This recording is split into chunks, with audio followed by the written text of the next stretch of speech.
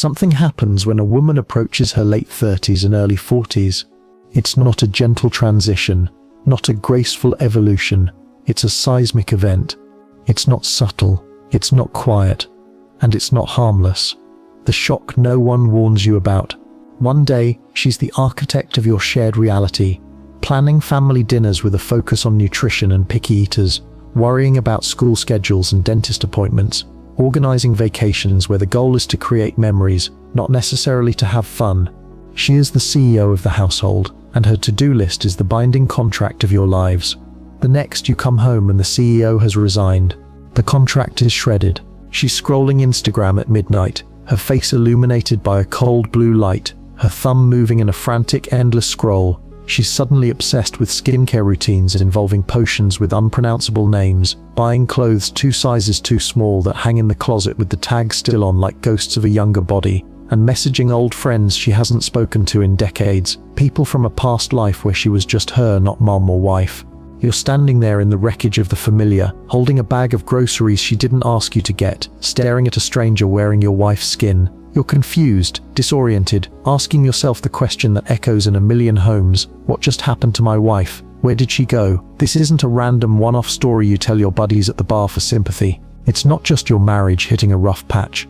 It's a social epidemic, a silent plague sweeping through suburbs and cities alike. Men everywhere, good men, steady men, are watching the women they built lives with, the women who were their partners, their confidantos, the family anchors, turn into restless, agitated strangers. They're watching these anchors pull themselves loose from the seabed, leaving the ship to drift and founder. And the worst part, the most insulting part, everyone acts shocked when it happens. The therapists, the talk show hosts, her friends, your family, they all act as if this cataclysm came out of nowhere, as if we didn't already have the map to this particular hell written in her biology, etched into her psychology, and celebrated by her culture from the day she was born. We knew, we just weren't allowed to say it. The identity earthquake. The woman you married, the one whose laugh you memorized and whose hand you held through childbirth and grief, isn't the same woman standing in your kitchen at 40. And no, I don't mean she matured, learned a few life lessons, and developed a newfound love for gardening. I don't mean she became wiser, more patient, more grounded. I mean her very sense of self, the foundational bedrock upon which she built her entire adult life, has collapsed into a sinkhole. From adolescence to her mid-30s, she lived in a reality where attention was as endless and accessible as tap water. It was the atmosphere she breathed, compliments from teachers, flirtation from boys, double takes in grocery store aisles, the competitive glances from other women, the approving nods from older men. It was like oxygen. And she didn't even notice half of it, because it was the background noise of her existence. Her identity was forged in this fire of being perceived, of being seen. She was the pretty one, the smart one, the funny one, the desirable one. Then motherhood and marriage added new powerful layers. She was the nurturing one, the capable one, the center of a small universe. But then one completely ordinary morning, she looks in the mirror, really looks, not the fleeting glance while brushing her teeth, and sees someone she doesn't recognize. It's not that she sees someone ugly or broken, she sees someone ordinary, a mum, a wife. She sees the faint lines around her eyes that no longer disappear when she stops smiling. She sees the way her skin doesn't snap back the way it used to. She sees a woman blending into the wallpaper of her own life, and invisibility terrifies her on a primal level, because her entire identity, the currency she has traded on for decades, was built on being seen, being valued, being desired. Now she feels like a ghost in her own skin, screaming in a world that has suddenly gone deaf. The silence is unbearable. The biological betrayal. Hers the part men, with our relatively linear hormonal decline, fundamentally fail to grasp. A woman's own brain and body turn into a traitorous fifth column around midlife. This isn't a metaphor, it's a biochemical coup. Estrogen, the hormone that not only regulated her fertility, but also acted as a key neuroprotectant and mood stabilizer, begins its steep, unpredictable decline. Progesterone follows. Her entire endocrine system becomes a chaotic stock market, crashing and spiking without warning. This hormonal shift rewires her nervous system. The pathways that once responded to love, affection, and comfortable intimacy no longer light up the same way. The small, faithful gestures you've been doing for years, the morning hug, the "you look nice" compliment, the predictable Friday date night, now register in her brain not as comfort or love, but as routine maintenance. It's the emotional equivalent of taking out the trash. Necessary perhaps, but it provides no thrill, no spark, no novelty. Her brain chemistry, desperate to feel alive, adapts to need more intense stimulation just to feel baseline. She begins to crave intensity, novelty, chaos, anything that can jolt her system out of its hormonal flatline. And you are the opposite of chaos. You are stability. You are predictability. You are safety. You are the steady hum of the refrigerator, essential but completely unnoticeable until it breaks. You become part of the background noise she's trying to escape. You become invisible. So she goes hunting, not consciously, not with malicious intent at first. It starts as an innocent search for a flicker of the old feeling, but every compliment from a stranger at the coffee shop becomes a dopamine explosion that echoes for hours. Every slightly flirty text from a male coworker becomes a hit of pure validation. Every like on a slightly provocative social media post is a tiny victory against the encroaching void. And before you realize what's happening, before you can even name the change, she's addicted. She's a junkie for external validation, and you, the steady supplier of reliable love, are no longer a satisfying fix. Culture's role, feeding the beast. Rothschild. If her biology lights the fire of this crisis, then modern culture arrives with a fleet of tanker trucks and pours pure gasoline on the flames. This is not an accident, it's a business model. Open any women's magazine, listen to any pop psychology podcast, scroll through the TikTok feeds of the 25-year-old influencers she now follows. They are all screaming the same gospel, a mantra designed to exploit her vulnerability. You deserve better. Better than what? The life you built? The man who stood by you? Never settle. Settle for what? Commitment? Stability? A shared history? It's your time now. Time for what? To be alone? To start over from scratch? Reclaim your youth. A biological impossibility, but an emotionally potent fantasy. These aren't motivational slogans designed for self-improvement. They are psychoactive drugs. They are permission slips handed to her by a million smiling faces, giving her the moral authority to burn her house down, metaphorically and in the end, quite literally. Every social media scroll is a carefully curated reinforcement of this fantasy. She is bombarded with transformation stories of women who left their dull husbands and are now sipping rosé on a yacht in the Mediterranean. Hashtags like glow up and she believed she could so she did, and starting over at 40. She spends her days in the trenches of real life, packing lunches, scrubbing toilets, paying bills, dealing with your predictable habits, and then she opens her phone and is transported to a highlight reel of impossible glamour and freedom. She doesn't see the crippling alimony payments, the lonely nights, the regret. She sees the yacht. Reality, with its wrinkles and responsibilities, doesn't stand a chance against a fantasy that promises to turn back time. The friends who push her over the edge. Redrants. You need to watch who she spends her time with now. It's more telling than any phone log. Her newly divorced or perpetually single friends are not just companions, they are missionaries for a new religion. They are evangelists of freedom. They don't just share stories, they sell a narrative. Over a third bottle of Pinot Grigio, they lean in and tell her, with the fervor of the converted, just how much happier they are now, how light they feel, how they can do what they want when they want. They talk about dating, about sex, about the thrill of the chase. These wine-soaked sermons always have a villain. Men. Men are the problem. Men are boring. Men are emotionally stunted. Men hold you back. Your man by extension is the jailer, and they are handing her the key.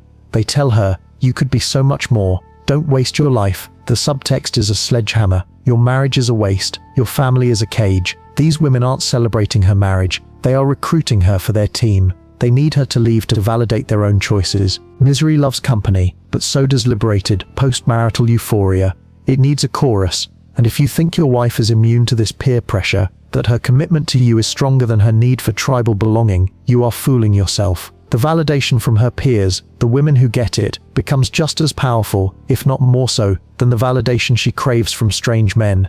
The physical transformation, drenched, this is where the internal crisis becomes a visible, public spectacle.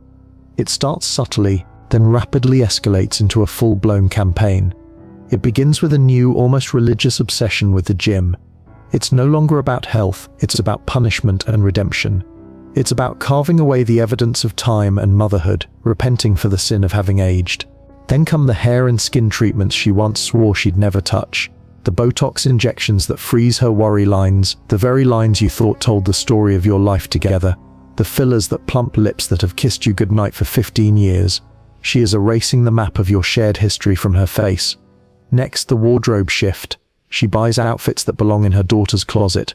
Crop tops, skinny jeans, things that are on trend but look like a costume on her. She's not dressing for a body, she's dressing for a memory of a body. Finally, the hours spent perfecting selfie angles in the mirror, contorting her face into expressions of youthful allure she saw on TikTok, filtering her reality into a flawless, ageless fiction. She will tell you and herself that she's just taking care of herself finally. That is a lie. This is not self-care. This is a desperate, frantic chase against time itself. Every Lycra purchase, every burning muscle at the gym, every meticulously curated post on Instagram is a scream into the void. I am still here. I am still desirable. Look at me. I am not done yet. The emotional withdrawal. Then, the atmosphere in your home shifts. It gets darker, colder. This is when she begins to detach. She needs more me time, which used to mean a quiet bath, but now means entire evenings and weekends unaccounted for. She needs space, a word that translates to an emotional chasm opening up in your living room. She needs nights out with the girls that start earlier and end later, returning with a buzz and a distant look in her eyes that says she's already left you. Her communication becomes a binary trap. She is either picking constant nonsensical fights, creating villains out of your most minor flaws so she can cast herself as the victim, justifying her growing resentment, or she's eerily, unnervingly sweet. This forced sweetness is just as damning. It's the guilt management of someone who is hiding a secret life, trying to overcompensate for the betrayal brewing in her heart. She's either manufacturing reasons to hate you, or managing the guilt of already having emotionally left you. That's the moment the chilling realization hits you. It's not about you. It never was. You could have been a perfect husband, attentive, successful, a great father, and it wouldn't have mattered. You are merely a bit player, an obstacle or a piece of furniture in the storm raging inside her. You are the landscape upon which her private war is being fought. The dangerous seed. One man. It's rarely a general thirst for male attention that finally breaks the dam. It's the specificity of one man. The fantasy needs a face, a name, a scent. Maybe it's a divorced co-worker who leans against her cubicle and compliments her new haircut, really sees it. Maybe it's an old flame from college who pops up on Facebook with a "Hey, long time, you look amazing." Maybe it's the young tattooed trainer at the gym who puts his hands on her hips to correct her form and tells her she's getting so strong. The who is irrelevant. What matters is that this person becomes the key to the fantasy kingdom. He is the embodiment of the new and exciting her brain is screaming for. She will swear to you, to herself, that it's innocent. We're just friends. He's just a nice guy. You're being paranoid, but you will see the signs as clear as warning lights on a control panel. His name comes up in conversation with a strange frequency, attached to boring anecdotes where he doesn't belong, or more tellingly, his name is conspicuously, carefully never mentioned at all. She guards her phone like it's nuclear launch codes. It's always face down. She takes it to the bathroom. She jumps when a notification pops up. The fighting or the forced sweetness intensifies. Both are symptoms of the same disease. She is now living in two worlds, the mundane world with you, and the thrilling secret world with him. The cognitive dissonance is tearing her apart, and she takes it out on you. The rewritten past. If and when she finally makes the decision to leave, she cannot tell people the truth. She will never stand before her family and friends and say, "I panicked about getting older and blew up my family for a cheap thrill." That is an unbearable, psyche-shattering admission of vanity and weakness. So she must rewrite history. She becomes the author of a new, darker version of your marriage. Suddenly, the marriage was always bad. It was a prison from the very beginning. You were always controlling, emotionally distant, and selfish. She was never really happy. She was just playing a role, performing the part of a contented wife and mother. Every good memory, erased or recast as a manipulation. Every anniversary, every vacation, every love letter you wrote, now retroactively framed as a performance, a hollow gesture from you, or a desperate attempt from her to fake it until she made it. She needs this narrative more than she needs oxygen, because admitting that she deliberately destroyed something real, something good and built over years, for the fleeting validation of a stranger or the adrenaline rush of an affair would break her. So to save herself, she invents a past where she was the long-suffering victim and you were the problem. In this new story, blowing up the family isn't an act of destruction, it's a brave act of liberation. The collateral damage, children. Here is the profound, unforgivable tragedy that gets lost in the applause for her bravery. The children. She tells herself a beautiful, convenient lie. Kids are resilient. They'll adjust. They want me to be happy. This is one of the most selfish fictions of the modern era. Children do not care about their parents' abstract happiness. They care about stability. They crave predictability. Their entire sense of security is built on the foundation of their world remaining recognizably the same. They want mom and dad in the same house, eating dinner at the same table, a predictable constellation of love and routine in their universe. When she detonates the marriage to find herself, she detonates their foundation. The house doesn't just get sold, their sense of safety is foreclosed. Years later, those kids are in therapy, trying to understand why mom's need to feel young and desired mattered more than their need for a family. They carry the scars of that betrayal into their own future relationships, a legacy of instability, passed down in the name of self-discovery. The timing is always the same. Notice the brutal, predictable pattern. This crisis almost always explodes when the children are older, no longer toddlers needing constant physical supervision, no longer little kids needing help with every basic task. They are in school, they have their own friends, they are becoming independent. This is when she suddenly has silence. Time to think, time to be alone with her thoughts, and in that silence the void rushes in. Time to scroll through social media and compare her life to the unblemished, child-free profiles of her peers. Time to mourn the ambitious, carefree girl she used to be before motherhood defined her every waking moment. Now, with the all-consuming project of young motherhood complete, she looks in the mirror and sees herself as just a mum, just a wife, ordinary. And in a culture that worships the extraordinary, the novel, the young and the sensational, ordinary feels like a living death. The brutal truth: you can't stop it. Here is the bitter pill every man in this situation is forced to swallow. The truth we hate hearing more than anything. Once she steps onto this path, once the biochemical, cultural and psychological engines have ignited, you cannot save her. You cannot love her enough, reason with her enough, or hold on tight enough to pull her back. This is her journey through a personal hell, and you are not allowed to be her guide. She might and often does come back after the new guy disappoints her, after the fantasy of the affair collapses under the weight of reality, after the thrill dies and she's left with another flawed human being, and without the home she destroyed. But understand this clearly: the woman who returns isn't your wife anymore.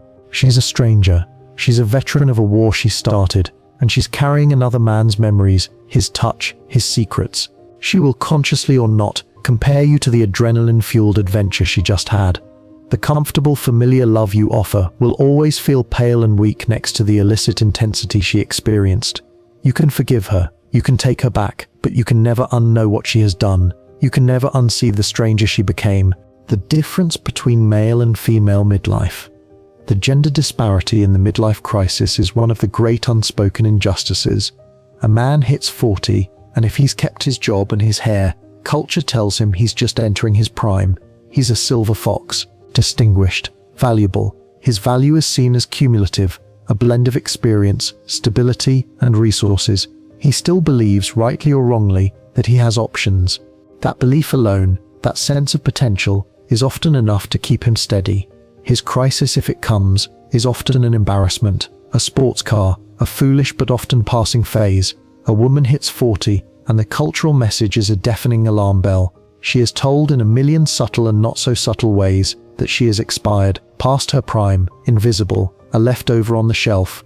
Her value, which was so publicly tied to her youth and beauty, is perceived as rapidly depreciating. That desperation, the terror of being devalued, doesn't lead to a foolish purchase. It drives her to desperate, irreversible action. Not thought, not communication, action. His crisis is often a cliché. Her crisis is a demolition. Why? She'll never admit it. She will go to her grave having never spoken the true, ugly reasons for her actions.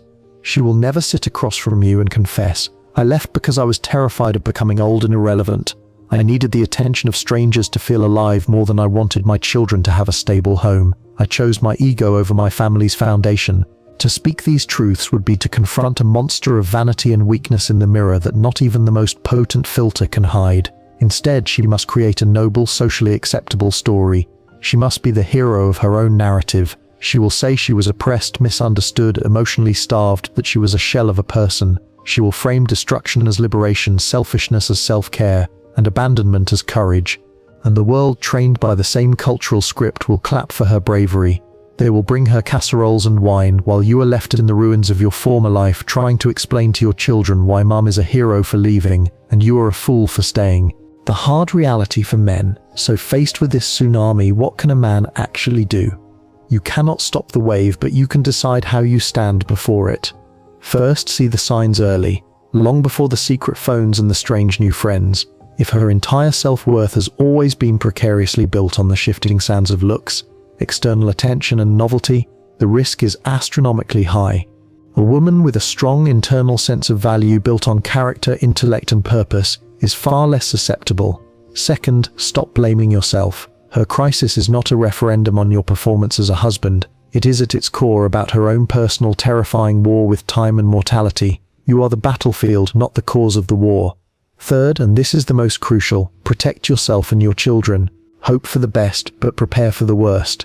Get your finances in order. Secure your assets. Document your interactions, especially regarding the kids. Build a support system of your own, because hers will be busy cheering her on. Understand the legal landscape, because once she decides to pull the pin, the explosion won't just mean she leaves. In her mind, to justify the unjustifiable, she must scorch the earth. She must destroy your reputation, rewrite your shared history, and turn your stability into a weapon against you. You need to be fireproof. Not all women. Yes, of course there are exceptions. There are women who age with profound grace and strength. They are the pillars. They understand that physical beauty is a fleeting gift, not a lifelong identity. They know that character, loyalty, and the shared history of a life built together are what endures. They value being chosen once and kept forever over being chosen repeatedly and discarded. They understand the deep, quiet truth that excitement is fleeting and often empty, but the act of building something lasting, a family, a history, a legacy, is the most meaningful project a human can undertake. But let's be brutally honest with ourselves. In the current cultural climate, these women are becoming increasingly rare. They are the quiet counter-revolutionaries. Mainstream culture, social media, and a multi-billion-dollar wellness and self-help industry actively train modern women to chase feelings, not foundations, to equate new with better, to see comfort as boredom, commitment as oppression, and stability as a death sentence. The final warning. If your wife is approaching that invisible line in the sand around 40, don't just be a passive spectator, and don't just watch for the cliché of cheating. That's often the final symptom, not the first. You need to watch for the deeper, more insidious signs. Watch for the low-grade panic in her eyes when she looks in the mirror. Watch for the desperate, unhealthy nostalgia for her youth. Watch for the sudden, frantic obsessions with wellness, vibes, manifesting, and the ultimate red flag, finding herself. Because when the internal detonation finally comes, it won't just be a relationship that ends. It will be a world that dissolves. It will destroy the stability of your children, shattering their sense of security for years to come.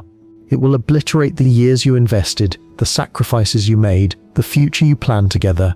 It will annihilate the life you thought you were building, revealing it to have been a castle built on the fault line of her evolving identity. Not because she is evil, not because she is a monster, but because she is terrified. Terrified of being invisible, terrified of aging in a world that screams at her to stay young, terrified most of all of being ordinary. And in that all-consuming terror, she will sacrifice everything and everyone, your love, your children's security, your shared past, your future, just to feel special, seen and desired one more time. She will burn down the house to feel the warmth of the flames,